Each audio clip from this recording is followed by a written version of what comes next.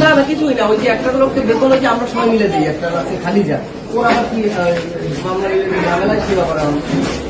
বলা তো দুদিন আসতেছে আর ওই মেয়েটা লোক হইলে পুষবেন দুইজনে কেউই আসতেছে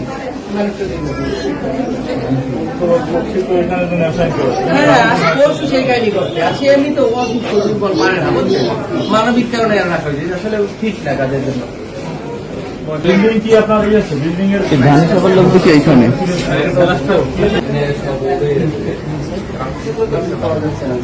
ওই ওষুধে একটু বাথরুম মুশকিল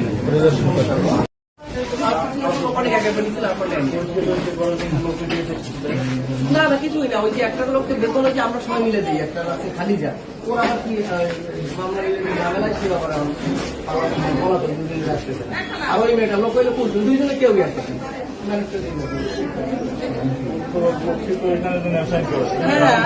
সেই কাহিনী করছে আর সে এমনি তো অসুস্থ দুর্বল পারে না বুঝছে, মানবিক কারণে রাখা হয়েছে, আসলে ঠিক না কাজের জন্য।